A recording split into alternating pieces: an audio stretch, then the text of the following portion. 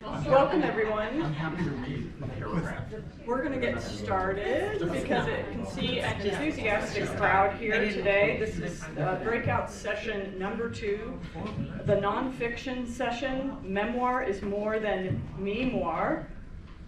We have 3 presenters with us today: Rocky Lang, Brooke Warner, and Alia Volz. And I'm going to read their bios abbreviated from the program just to save us some time. Brooke Warner is a publisher of She Writes Press and Spark Press, president of Warner Coaching Inc., and author of Write On Sisters, Greenlight Your Book, What's Your Book, and 3 books on memoir.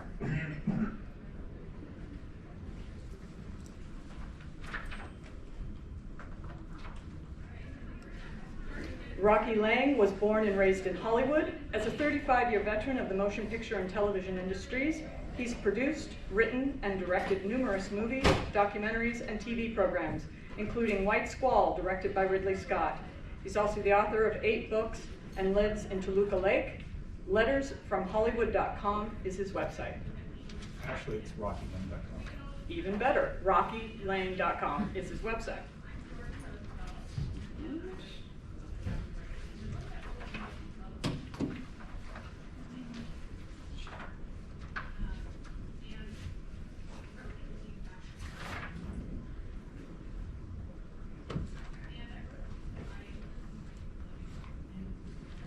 Alia Volz is the author of the best-selling memoir, Home Baked, My Mom, Marijuana, and the Stoning of San Francisco. Finalist for the 2020 National Book Critics Circle Award and winner of the Golden Poppy Nonfiction Book Award. Her essays appear in the New York Times, The Best Women's Travel Writing, Bon Appetit, The Best American Essays, and many other places. Find her on Instagram at Alia Volz with an extra 2 Z's or at aliavolz.com. Please silence your phones. We are recording this session, and I will turn it over to them. Thank you. Can you start off? Yeah, sure. Go ahead. Good morning, everybody. I think what we're going to do is we're going to each talk about our various experiences with memoir, how we came to writing them, and then we'll throw it to you guys for questions. As you heard, I'm primarily a film producer, director, writer. I have written, it's actually now 9 books, but that sort of became a hobby that ultimately became a big part of my life. And the memoir came from that I continued to tell these stories, these crazy stories about me and my father when I was growing up in Hollywood. He was a significant producer. He did Earthquake and the airport movies, and he gave Clint Eastwood his first directing job and Steven Spielberg his first directing job. So I was sort of like this Hollywood brat who grew up in this world, and it was this absolutely crazy world, but with very normal parents because they were both Depression babies, and so they had strong morals and very, very grounded. But the world around me was so incredibly crazy. And it's all started with a story that is Hollywood legend, and I've told the story from time to time, and my daughters, which I will tell you, and my daughter said, "Dad, you got to put this down." Well, it was 1951. My father was an agent with what was then called MCA. He represented Bogart, Joan Crawford, and a number of these women. And he was having an affair with an actress named Joan Bennett. My father was married, Joan Bennett was married. And they would use the apartment of a guy named Jay Cantor, which was just around the corner. And ultimately, Walter Wanger found out about this affair and ambushed my father and Joan in the parking lot of MCA and tried to shoot my dad's balls off. And fortunately, my dad lived, or I wouldn't be here to tell you the story. So it was a huge scandal. It was front page news. It was absolutely crazy. In fact, there was a podcast last year with Walter Wanger's granddaughter, and I appeared on it. It's called Love is a Crime. And so anyway, this was a story that has followed me throughout my life. And so I would tell the story, and people would laugh. And again, my daughters would say, "Well, you got to write this down for us." And then as I thought about it, there was a lot of other stories that are equally as crazy. I mean, my year working on Tootsie with Sidney Pollack and Dustin Hoffman, and just a number of stories that each one of them you'd go, "Oh my God." So I started with this idea of just documenting these stories for my family. And pretty soon I had enough for a book. And so I thought, hey, you know what? I'm gonna write a book for my kids. And I already had books published. I already had books, successful books with big publishers. And I said, I'm just gonna write it, I'm gonna self-publish it, put it in a book form, give it to my kids. So I did that, and then I thought, oh, I'll put a cover on it. Okay. So then I started giving it around to people, and they were saying, this is great. And I started getting calls from people saying, oh, so-and-so gave me your book. And I said, all right, I'm just gonna stick it up on Amazon and see what happens. Well, it caught on. It caught on, especially in the Hollywood community. It wasn't like this bestseller, that went out all over, but it wound up actually finding an audience, and people really liked it, and it gave me a lot of fun. And the whole process of it was quite revealing, because for me to relive my time with my father, who I loved dearly, he was my best friend, he and my mom were the best parents in the world. And to relive these stories as an adult, it's probably 10 years old now, so I was mid-50s.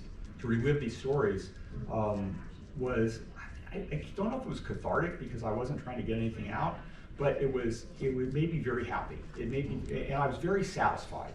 And so that comes to the question that we can all ask each other, is like, why are we telling our stories? For what reason? Who are we doing it for?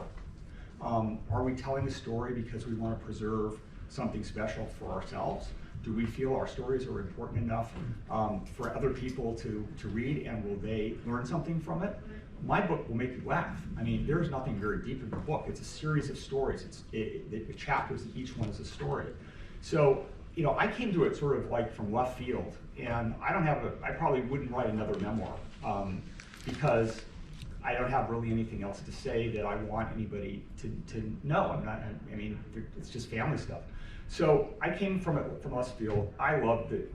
I loved doing the book, and I love the fact that other people love the book. So you guys just sort of have to figure out, why you're doing it, and there doesn't need to be an answer, just that why you're doing it, and then we can get into sort of the technical side of it, the obstacles, afterwards. But I'll turn it over to my worthy colleagues here to tell their experience. Hi, I'm Alia. Nice to meet everybody here. So I have some things in common with Rocky in that I'm telling inherited stories, and I come from a completely batshit wild family. So my folks had the first high-volume cannabis edibles business in San Francisco back in the 70s. It was called Sticky Fingers Brownies, super illegal, totally underground. And in those days, they were producing about 10,000 brownies a month out of a little 1950s Wedgwood oven in a warehouse in the Mission here in the city, and then distributing them all over town. I was born into this world, so I was born really into the underground, and learned to keep my parents' secrets as I learned to speak. It was all simultaneous. I always knew what my folks did. I knew it was illegal, and I knew that in their worldview and the worldview of their peers, it was morally correct. It was not wrong, right? So these were outlaws, but they thought of themselves as kind of Robin Hood figures who were actually doing a service to their community. And it was they're all artists. Everybody's kind of a freak, very centered in the creative movements of San Francisco in those days. And it was also during an extremely politically volatile time. So I'm sure most of you have heard of the Jonestown Massacre, the People's Temple. This was during the time that Harvey Milk was rising and leading as it was called back then, the Gay Liberation Movement, and he was assassinated in 1978. So all of these really intense, tumultuous things are happening in San Francisco, and they were kind of in the mix of all of it, but always in the underground. And then when the AIDS crisis hit San Francisco very hard at the beginning of the 1980s, Sticky Fingers evolved into the very dawn of the medical marijuana movement, which we have to thank for the access that many of us enjoy, whether medicinally or recreationally today. So it was really a pioneering business at a groundbreaking time. And I grew up with, my mom's a great raconteur. I grew up with just amazing stories, hilarious and capers and narrow escapes, etc. And it was always hidden. You know, there was a lot about that world that was hidden. And I also, you know, really came of age during the AIDS crisis. So I saw very close surrogate aunties and uncles suffer horribly and die these terrible deaths. And cannabis was bringing them some relief. And then, you know, I would go to school and have to go through DARE classes and the Just Say No campaign and see how the cannabis community was represented officially, and then go out with my mom to make deliveries to people who were very grateful for them. So I grew up with this cognitive dissonance, and of course I developed an awareness at a point that I needed to tell this story. Nobody else was going to tell these stories, so it felt kind of. It was kind of a weight that I had. I was a very reluctant memoirist. Never wanted to spend a lot of time looking at my belly button. So for me, the compulsion to write was really the need to make this, to help people understand where the modern cannabis movement came from, and realizing that I had a key, you know, to that. The whole path to publication was a nightmare, and I'll get into that later on, but let me pass it over to Brooke now. Thank you. Well, so I'm the one up here coming from the publishing side. I have worked in the publishing industry for 22 years, and I'm a publisher, and started editing and publishing memoirs in 2004. So I've edited countless, thousands of memoirs, and I really specialize in teaching memoirists. And so I have 2 websites that people can check out that have a lot of free resources: Write Your Memoir in 6 Months and Magic of Memoir. And so I have also written my own books. This last book that I wrote, Write On Sisters, is probably the one that has the most elements of personal story. So it's kind of, if you think about writing a nonfiction book, likely you're going to be telling some supplemental personal stories, but still that doesn't make it a memoir by any means. You know, a memoir is a very specific genre. I love listening to how these 2 came to memoir because they're familiar stories. You know, I've talked to so many memoirists, and most often what people will say is that they can't not write their memoir. You know, that they try to let it go and they come back to it, or it's a compulsion, or people have been telling them their whole lives they should, to the point that it's cellular within you probably, that you really want to do this. Publication is a whole other story, and we can certainly get into it in the Q&A, but because of the title of today's panel, Memoir is More Than Me-Moir, which I do like. I think it's an important one, and just to Alia's comment about, you know, she didn't want to be navel-gazing, which of course is something that gets leveled at a lot of memoirists as some sort of accusation or judgment that this genre is not as worthy as fiction or other genres, which of course is absurd. You know, the genre of memoir, I think, is very much on the rise. You know, in this advent of modern memoir, as we know it, and as most of you are probably trying to write it, is actually really new. You know, it's probably just since the 1990s, popularized by Mary Carr and Frank McCourt and others, you know, writing these early memoirs, which, you know, 1990s is not that long ago. And of course there were earlier memoirs. Maya Angelou and you know, lots of people wrote memoirs in the earlier days, but you are in a baby genre, you know, comparative to fiction. So just keep that in mind. And the thing I really wanted to impart to all of you is, you know, that memoir is this incredible genre that has this capacity to change people's lives. Like, it is your journey, and it's very personal to you, but the more that you can extrapolate from your very personalized journey, that there are universal messages for all people in your book, you know, through the emotions, through the stories that you tell, and, you know, kind of, no matter what, you know, both of these wonderful memoirists have spoken to such personal stories, but when you read the books, you're going to find things that help you make sense of our culture, you know, the era that they grew up in, the place where they grew up, and then also to help you draw lessons about your relationship to your own family, your own parents, your own children, you know, just so many things. And that's why I love memoir so much, and I'm such an advocate for the genre. And I wanted to just make sure to say those remarks that yes, it is more than just your story. It is your story and it has to be your story, but pay attention. And I love what Rocky said about the why, because from the why you can often extract the deeper meaning that really is necessary to get to eventually, although it might not certainly come in your first draft. So we did I'm each. curious, so, like, how did you come to becoming an editor of Memoir? How did that happen? And what attracted you to that? Well, because I got a job at Seal Press, which is at the time was an indie press here in the Bay Area and is now part of Hachette. And publishing memoirs was our mandate. That was what we did, and I got the job, and I was like, cool. I didn't know much about the genre at the time, and the first book that I read was a book about, the first memoir I read, I remember very well, on the job, was a book about bipolar, and the woman was bipolar and had written this memoir, and it just totally rocked my world. I just thought, my gosh, these personal stories are so fascinating. And then we also have to consider, that memoir really kind of simultaneously rose to popularity at the same time as reality TV shows. Our whole culture is just much more interested in personal exposition to an extent. And I actually thought that would be a good conversation, because I think one of the things I know from teaching memoirists is fear of self-exposure, fear of what your family is going to think of your book. And, I would love to hear if that was something that either of you struggled with.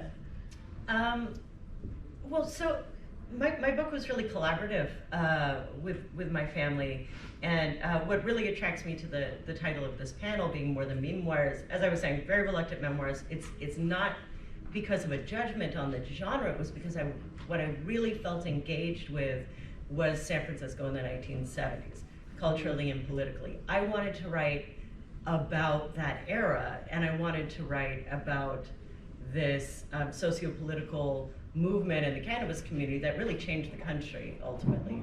And I felt like it was a buried story, and that was doing a disservice to people who tried, etc. So I wanted to tell that story, and my original, I told you I had a nightmare path to publication, a version of this book that was mostly an oral history, interviewed like 70 people for this book, shopped back in 2009, was roundly rejected by every house in New York that thought that, for one thing, cannabis was too much of a niche story, too much of a niche topic. This is 2009. Changed a lot by 2018, by the time I went back out with it. But it was also like this oral history with some history thrown in, and I was very reluctant to be a personality on the page. It made me really uncomfortable. I didn't like presenting myself either as a hero or an anti-hero. I just had a lot of conflict about how to be a voice on the page. And so after my book was rejected, I did quite a lot of woodshedding, which is to say I wrote a crappy novel, and then I wrote a lot of essays, and I learned to write personal essays that had, for me it was about finding things that I was curious enough about or confused enough about in my own past that I felt like I was investigating rather than telling a story. Like, oh, that time at band camp. I didn't feel that interested in that, but a story that would start with a question like, I remember band camp, but I feel like something is missing from my memory. Can I figure out why I'm lying to myself? Those are interesting questions to me. So it really, like, learning to write this book in the most engaging way was really a matter of finding out what I didn't understand about what happened and creating a feeling of a murder mystery in my own messed up memory and the messed up memories of the many people that I was interviewing, and leaning into those conflicts. And that to me is what makes the most exciting kind of memoir as a reader, and also what enabled me to feel invested enough to write it. I need to be confused. It's okay. I'm going to answer your question about what family thinks. Oh, I didn't answer the question at all. That was a really interesting. I'm going to reveal myself to you in the way I revealed myself in the book, and some of that comes to the point of when you get to a certain point in your life, you go, excuse my language, what the, I don't care. And so, so the book is very self-deprecating in a way. And so a perfect example is, and you have to put this in context, we're in a different time right now, things are different. Remember, my dad was a guy in the 50s, 60s, and 70s. So I was in high school, and a good friend of mine, I was turning 18, and we were all virgins. And I said, what do you want for your birthday? He said, well, I want $1 million, I want to get laid. So I said, oh, okay. So I go home to my dad. I said, Dad, Steve wants $1 million. He wants to get laid. You know, what do you think? So he says, why are you asking me? I said, well, I don't know what to do. He says, I'm not going to go down that road. What do your mother think about this story? So anyway, to cut to the chase, is my dad then hooked me up with somebody in extra casting who found some girl, and my buddies and I said we were going to go out to dinner with my friend, and we ditched him so that he would wind up and this girl would be up in the bedroom, and we go out to dinner and we're like ho ho ho ho ho ho, you know, because we're all virgins, and we come back and nothing happened. The bed's made, you know, we can't find our friend. And it wound up being one of these sort of like a night on the town where everything could possibly happen. And 3 weeks later, we're watching TV, and lo and behold, this woman turns up on a television show. So it was very clear to me that what had happened was there was a deal made for this woman to come and service my friend and in return for getting on a TV show. Okay, so anyway, where the story comes in is my mom never knew about this, and there are other stories. So I'm sending her the pages, because my dad had died. I'm sending her the pages of this book, and she calls me up. She says, I never knew about this, you know, and I never knew about this, and I never knew about this. And I said, well, how do you feel? They're very funny. I wish you had told me.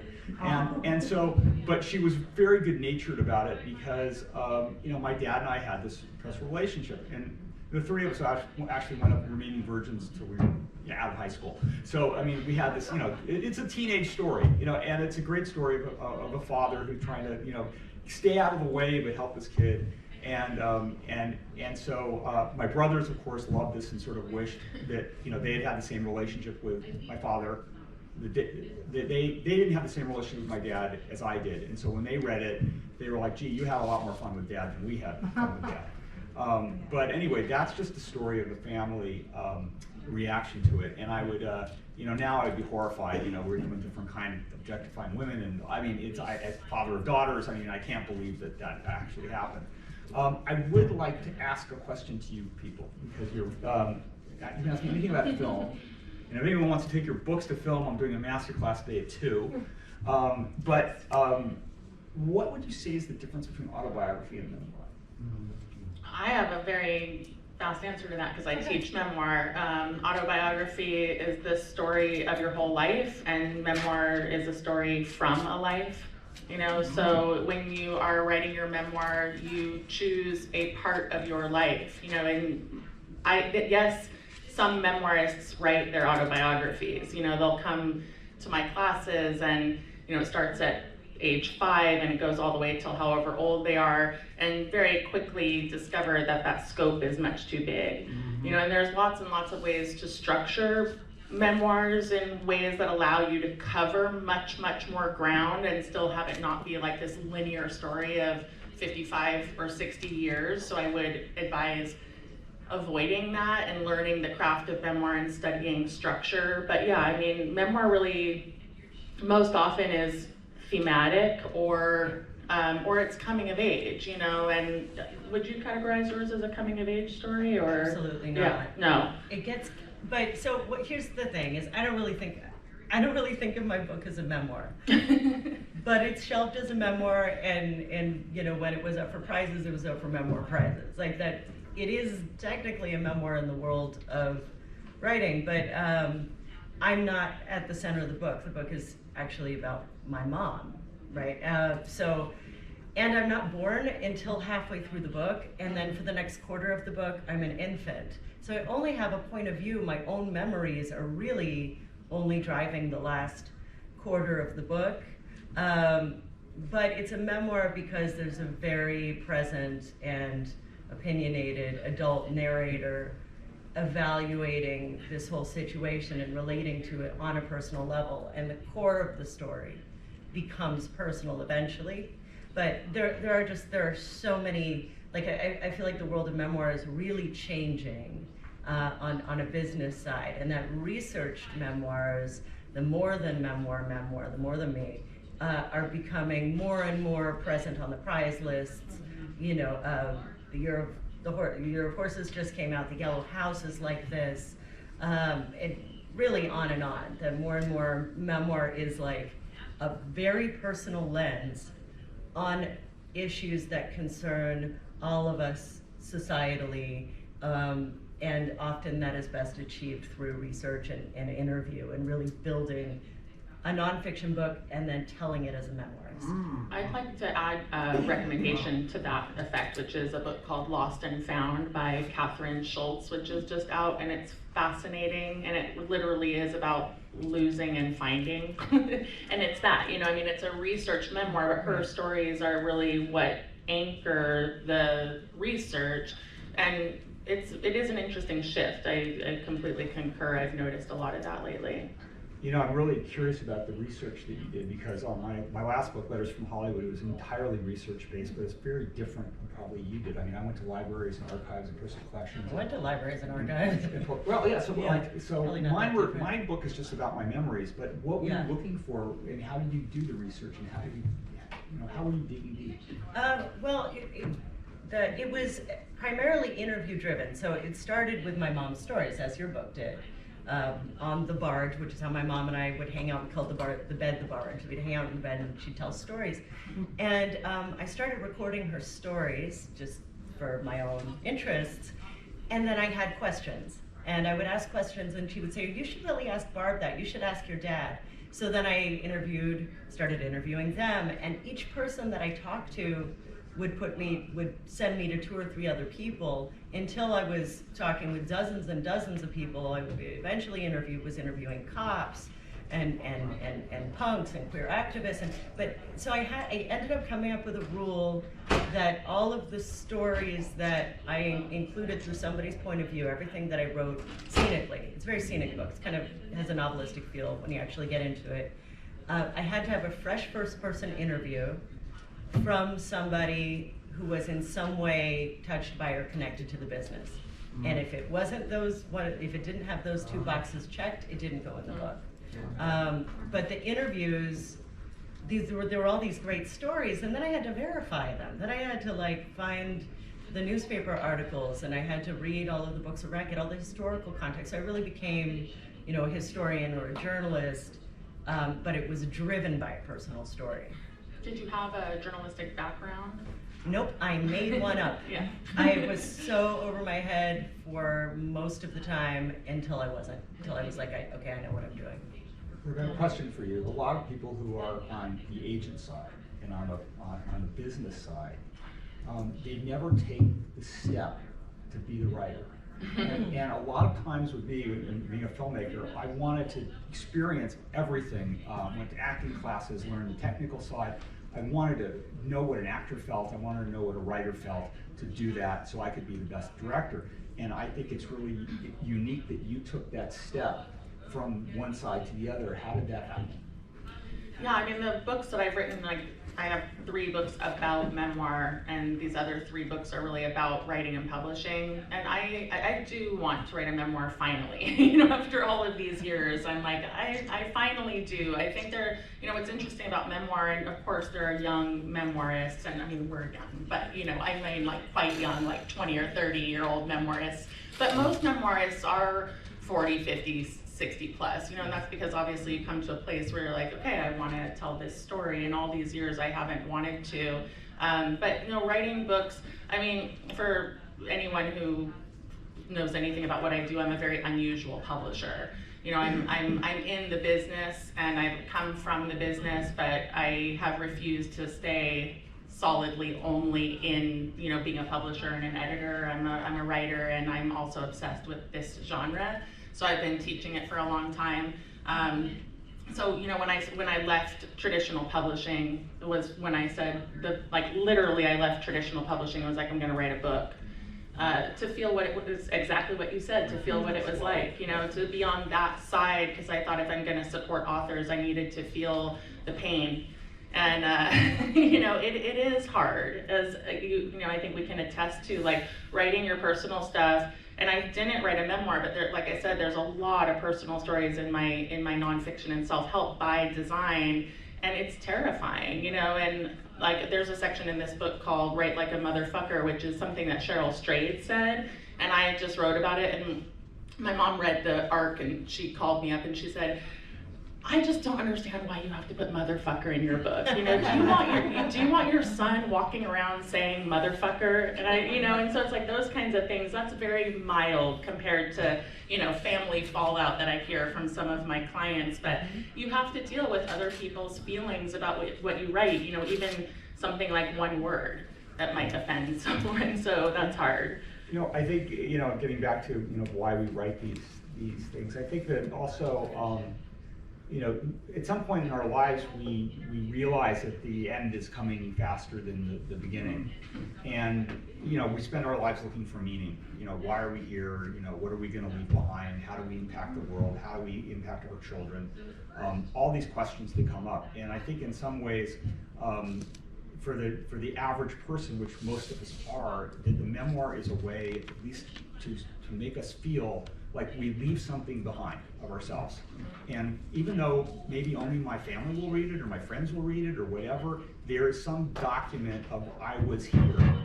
And in some ways, if that's all that happens with the process, that's good, because I'm always someone who's always said that there's so much failure in the movie business. Is process is more important than result, because you can never get to the result unless you go through the process. Yeah. And so you know, the doing is so important, even if it winds up just sitting on, you know, in your house. And so I encourage anybody who, you know, wants to sit down and face the blank page, you know, you should do it. It's like it's in a way it's very liberating. I do want to speak to the writing about family thing, because I very much did that and very much aired all of the family secrets. But I had I think an unusual experience with it. When I started this book, I was estranged from my father, and it's not that he's the villain in this book, but he was in a rough period in his life, and he was somewhat abusive, and he was unfaithful. He was closeted at the time, and very tormented about his queer identity that he wasn't able to face directly, and that came out in ugly ways, you know. So.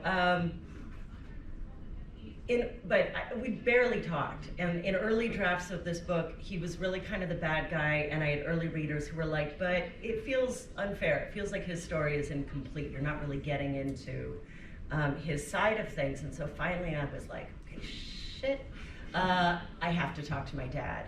And I started interviewing him in great depth from a journalistic point of view, which is to say that instead of rehashing all of these traumatic events in our past, where I have an agenda, I'm looking for healing. I was coming at it from a journalistic perspective. I want to understand what you were feeling and thinking at that time. What motivated you? What was this experience like inside your mind and body?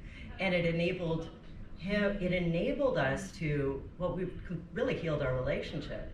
And he was digging through his own boxes and giving me journals and this kind of access that I never wanted, frankly, or expected, and we've become extremely close through this process.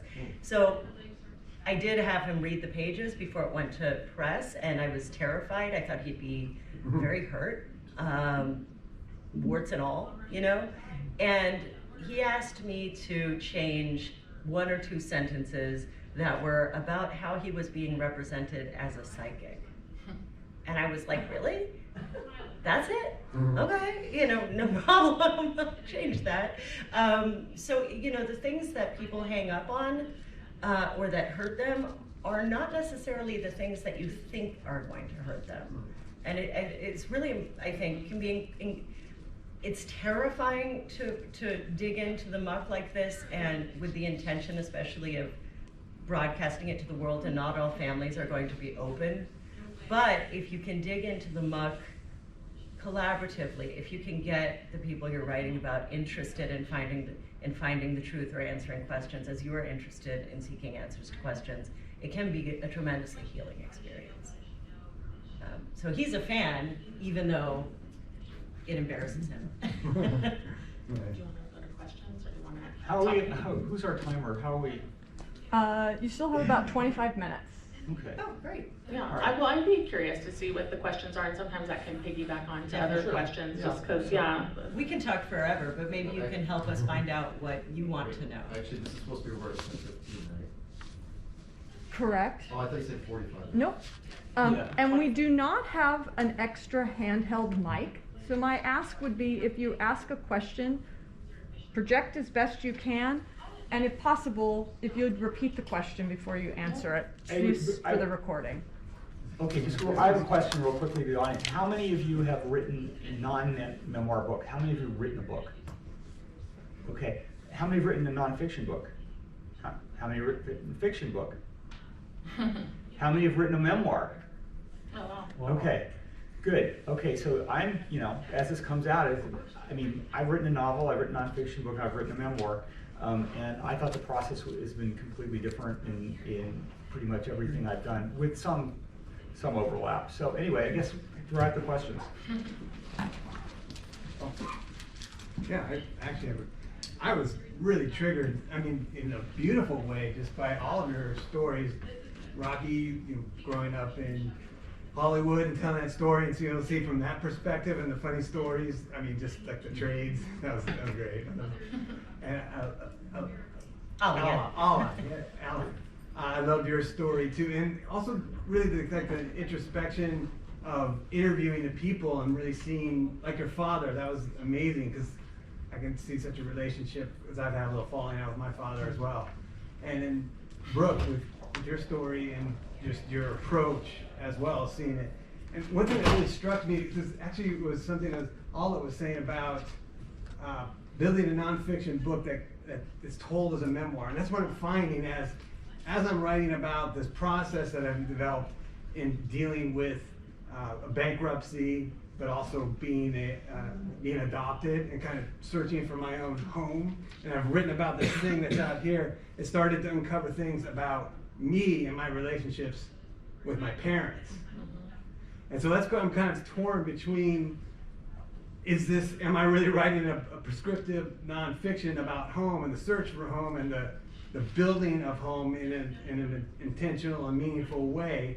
Or am I really writing about this adopted boy, this boy's search for home or feeling at home? So we are supposed to repeat the question, but in encapsulating, you're basically asking, how do you decide whether you're writing a prescriptive, like maybe a how-to nonfiction book, or whether you're writing a personal story about growing up in a family and dealing with the things that family carry? Yeah, exactly, yeah. Go. No, I don't have an answer. Oh, I think that's a very hard question for any of us to answer because we haven't really read it. You might feel differently. I think that you're asking a very broad question, and maybe it doesn't matter. Maybe the only thing that matters is that you write the book that you want to write, and not try to guess ahead about what someone's going to like or not like and what you want. I'm a big believer. I've changed a little bit in Hollywood because it's become more contracted about like what people want and don't want. But generally, I've always had the opinion if I like it and I want to do it, that's enough for me. And I'm pretty much of a normal guy, and I like sort of normal stuff. And so if I like it, probably someone else is going to like it. And I remember just a story that I was with the president of a studio, and he said, "I got to find the next Godzilla." And I said, "Why? Why don't you find something else other than Godzilla? Godzilla's a fox." I said, "So what are you going to find the next Godzilla? You King Kong now? Try to find something original that you like, and then try chasing a trend." So that's my advice. It's not very good, but it's whatever it is. I was going to say exactly that, and to genre actually. Everyone has spoken to this, like memoir is a genre, it's a known genre, but if you have a really good story, that's what the publishing industry cares about, so Alia comes with this story that is more journalistic, and she's not even born until 2/3 of the way through the book. I would have said like, wow, that's going to be a tough sell. But it worked, and that's really what it's about, is like the execution of it, the story, and all the time I'm seeing what I call experimental memoirs, people who are doing things that are totally outside the box. So anyone who thinks they have their finger on the pulse and like have totally nailed down this genre, that's just not, it's not the reality of the genre, which is why it's exciting and why it's a creative endeavor. Yeah. So follow your bliss. Which is not to say that you're not writing two different books, because maybe you are, and maybe you'll find that out. Clarity is very important, ultimately. Sure. And it is very difficult to write a hybrid form, speaking from experience. I mean, it took me 10 years to figure out how to tell all the stories at the same time and have it feel tight and move, have it at the right kind of pacing. It's not easy. However, it can be extremely gratifying. But, you might not know until you're in multiple drafts. Yeah, good advice. Cool, thank you. That's beautiful. Perfect. This question is for Brooke. I'm just curious, in terms of your editing, do you work with writers in developmental editing, or do you prefer like having a full manuscript and you edit? What is your style? Yeah, so she's asked about the editorial process. I mean, for me specifically, I coach writers, which involves developmental editing in the form of like reading the work and then getting together and coaching with writers one-on-one, and then teaching to class sizes, which is obviously very different. And one of the best things that I do actually is these classes where other people come in and teach, because it's been so awesome to have, some of my absolute favorite memoirists come and teach for us. Like this past spring we had Kiese Lehman, so like all who wrote Heavy, and I'll get a major crush on some writer and then I invite them to teach for me, and that's like what I live for at the moment. But what I will say just more generally about the question that you're asking is that I don't think it's ever too early to seek out an editor. A lot of people will wait until they're really far into the process, and then usually they're hiring me because they're in crisis. Whereas if you preempt that and get with someone who is collaborative and who can work with you from the beginning to figure out some of the things, like even your question, Scott, which is a really good one, but you could have someone read it and give their opinion and ask you questions and help you sort out, what you probably already know. Like that's the thing too, is that a lot of times it's just finding someone who can help support you to trust the things that you're doing well and just kind of clear out some of the stuff. So I'm a big fan of, of collaboration with someone on the earlier side rather than the later. Developmental editing is kind of like therapy, isn't it? Oh my gosh, I just met with a client on Friday afternoon at the Ferry Building, and she was like, we're doing therapy. And I said, yeah, it's par for the course with Memoir, because at the heart of all of your motivations is your upbringing. Like why you make the choices you make as an adult comes back to family of origin. And so part of it is always going to be therapy. Hi. Nicole was kind enough to mention that I should read your book, Alia, and she said there's somebody else who wrote a memoir not about themselves. There are many. Yeah, so I took Brooke's master class. I have a completed memoir, and it's the story of my half-sister and her mom, not me. And lots of socio-political, historical, Vietnam things. And I think that finding a way to weave that voice and be sensitive to the fact that I'm not the one who's Hakka, I'm not half Asian. How do I express her voice in a culturally appropriate way? From my own viewpoint. I'm using omniscient narration for her part of the story. So the question is, if you're writing a memoir that is not about you, how to handle the thorniness of writing from someone else's point of view, particularly when it is someone from another culture. Right. And that is a very complex question. There's not a simple answer to it, but is your half-sister alive? Yeah, Is she participating?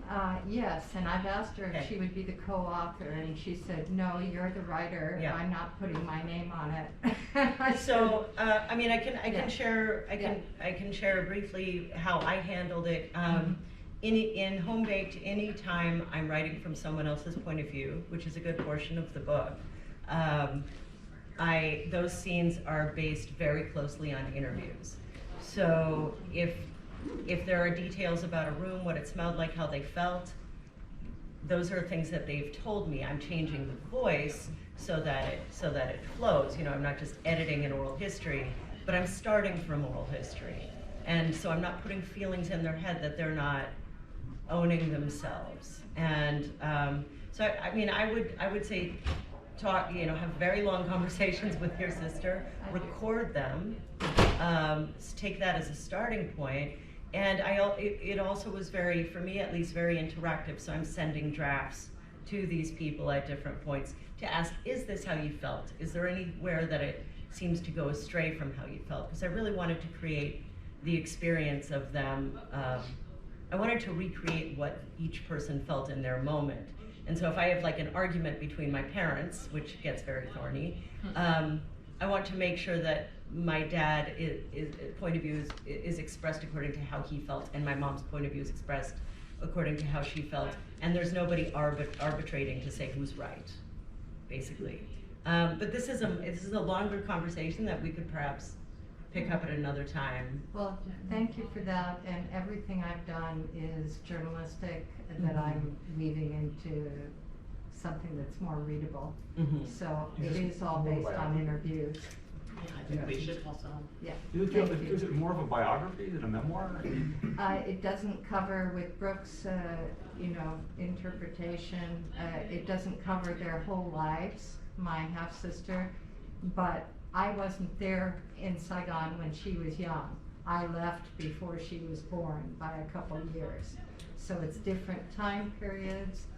She's like a lot of immigrant refugees in that certain memories don't come back to her, so I've interviewed other people around her to get their sense of place and time. What's the point of view? I do think we should move on just Okay, because it's okay. not really, Okay. it doesn't feel like it's extrapolated to everyone in the room, and it's okay. I just wanna say, like, one thing I would love to do is offer you some reading, to read other books that do what you're attempting to do, just because it does fall outside of traditional memoir, and I feel like problem solving it on the panel is maybe not the best use of our time for both everyone's sake. But I will send you, when we get out, I'll send you some books to go home and read. I have some recs for you as well. Yeah. Thank you. I have no recommendation. But you have a book I'll read. My question kind of builds off of this theme around release of, or a legal release of people that you mention in your memoir, and where is that line? Certainly a character or a person who is prominent, it makes perfect sense, right, to have that be a collaborative experience and make sure that they approve. But there are lots of smaller players in that story too.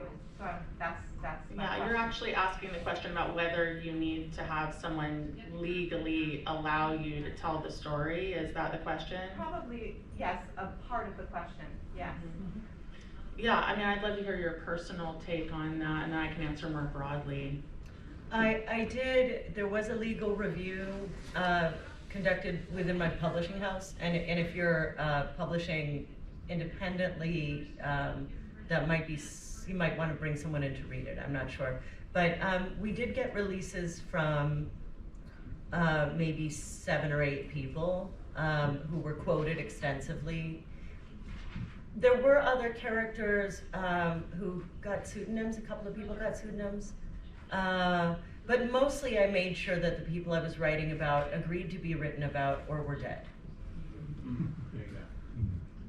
I had to undergo extensive legal review of my last book, not this book, and it's called Errors and Omissions, or E&O Insurance. And so obviously not everything needs to go through that, but we wanted to be, extra super safe because we were dealing with, big Hollywood names. Right. So, depends.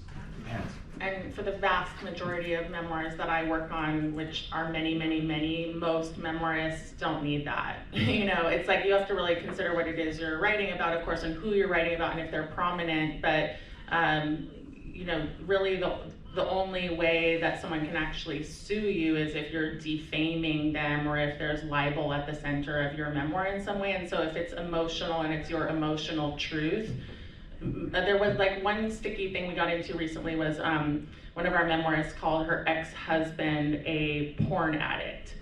And that was a problem, you know, because we let it slide through without really noting anything because it was her opinion, but he sent us a cease and desist letter.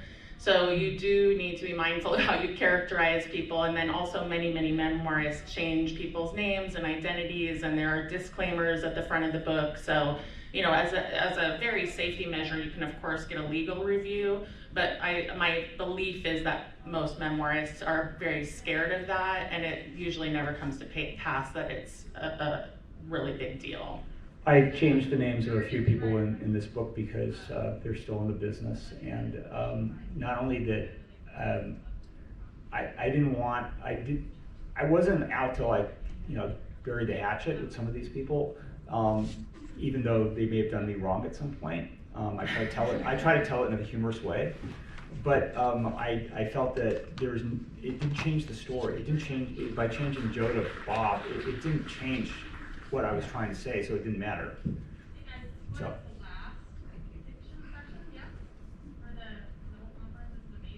How do you define memoir? It seems like it's all over the map.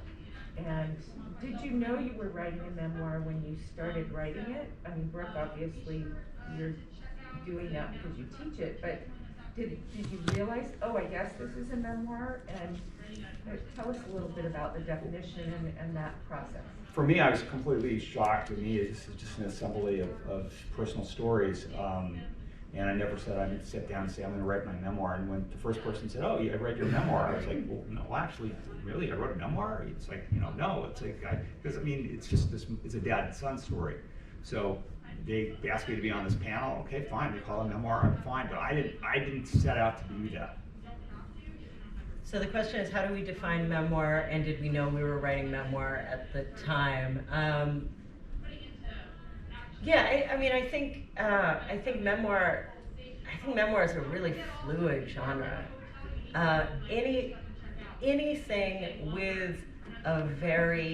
Anything that's filtered through a very unique first-person narration can be called a memoir, even if it's research, even if it's a how-to book. It can be defined that way if the first-person narrator is grappling with something emotional at the core of the story, and that's a major engine of the story. In my case, I was very adamant that I was not writing a memoir for years and years and years, and honestly got in my own way because really, as soon as I learned to take up a little bit of space on the page, things clicked, because I was able to bring all of these, like the fact that it's it's partly oral history, it's partly journalistic research, it's partly historical research, and a lot of it is told novelistically through other people's points of view. Like, these disparate elements weren't sticking together, and that was my biggest obstacle. And I'm talking about for about a decade. That was my obstacle: how to get these different elements to stick together and feel like one piece. And it turned out that the key to that was memoir, was being there to filter all of it and guide the reader to meaning, and through meaning and through the questions, so that the narrator is kind of a stand-in for the reader in this like bizarre and complicated world. And it ends up just feeling like one book and one person's story, and some people call it a coming-of-age story, which is like, I don't come of age. It's like, but it's bizarre. But it became a memoir it really is a tool to hold this complex world together. I just love what you said right now about guiding through and into meaning. Like, I think that actually could be a definition of memoir. You know, that it's so much about the work that you're doing as a narrator to make meaning, to make sense of your experience, and then by extension, helping your reader to make sense of an experience. So that I think is the engine of memoir, and a great new definition. And I would also say that, kind of to your point, I had the opportunity to have dinner one time with Elizabeth Gilbert, and I was like, I shared with her how much I first really had a hard time with Eat, Pray, Love, because I was actually going through my own divorce, and I just it struck me as problematic for all kinds of ways. It probably was a little too close to home. And then I reread it like 10 years later, and I adored it and just saw it through a completely different lens. And I was sharing this with her to get her take on it, just to be like, what do you think of that? And she said, I a long time ago had to let go of what other people made sense of, like what my book was about, because every single person is coming up to me and saying, this is what your book meant to me, this is what your book meant to me, this is what your book meant to me, and they're all different. So it's also important to know that the book is going to be what it's going to be to you, and you're going to make the sense that you're going to make, but you might get feedback from people that completely surprises you about what their interpretation of your book was. That kind of made me think of when you were saying, like, people say it's coming of age, and you're like, hell no, but it is what it is to everyone else, because we all see what we see and take what we take from these stories, which is what makes it poignant. Do you think that David Sedaris is a memoirist, or is he an essayist? An essayist. I mean, there is such a thing as memoir in essay, right? Which is like, and it sounds like yours is a series of vignettes as well, right? Yeah, so it's very yeah, I mean, so those technically, the industry will categorize books like that as essays, but they clearly have memoir qualities to them. Yeah. I think of him as a memoirist. I don't know how he thinks of himself. He's also a raconteur. I mean, he's a storyteller. Right. He could, I think, just go off script and it would be just about the same. But well, and it's interesting that a lot of people want to distance themselves from memoir, because memoir has a little bit of a problematic reputation, and so I always talk about it as the genre that people love to hate. And so it's a complicated genre, and I think a lot of times the reluctant memoirist who eventually embraces the term memoir is actually very common. That's a book right there. The reluctant memoirist. Yeah. Memoir. Any other questions? last question. Grab it while you I have a can. quick one. Have any of you made yours into an audio book? And tell us a little bit about that process. Does a memoir have to be an audio book in the author's voice? Can you use a narrator? Thoughts on that? I read a lot of memoirs by authors who use different voice, or the author does an introduction. I just read a book, I can't remember what it was. It was the producer of Isaiah Rosen, who was Mike Wallace's producer on 60 Minutes. So he does the first chapter and introduces the book, and then he says, and so-and-so is going to read the book, and that's the book. I started to think about doing an audiobook on this just because the stories could all be a stand-up, I mean, in some respect. I mean, I've told these stories in stand-up, people are laughing at it, but I didn't do it because it just, there's other things I was done with it. I was on the next thing. Yeah, I did an audiobook, but it was my publisher arranged it, and it's actually, I think, well, maybe more common in memoir than in other genres, but most traditional publishing houses want to bring in a voice actor, and often the author has to audition to read their own book. I didn't have to. I for whatever reason, I've done a lot of literary performance, so they're just like, okay, you do it. And it was a really interesting process. It's a long book. It's 420 pages, so it took a week and a half of 8-hour days. Oh my God. But I was really, really pleased that I got to tell the story in my own way. I like the intimacy of an author doing it themselves, unless they're not engaging readers, which some people are not. Oh, and unfortunately, authors aren't always the best discerners of whether they're good on audio, because a lot of my authors are like, I'm going to read it, and I'm thinking to myself, I can't talk to you and, you know, your voice, you know, it's hard. So I think you have to be able to find someone who can give you a really honest opinion about that. Yeah. I read mine because I self-produced it, and I thought to myself too, I mean, I have a podcast, I know how to read, and I wanted it to be in my own voice. But I did it here locally with Black Oak in Berkeley, and they are awesome. I highly recommend them. You know, it's like a home studio with a view of the bay. Can't get much better than that. And it was, I thought, pretty inexpensive. So I recommend absolutely getting your audiobooks done, because it's just another format that brings in a source of income.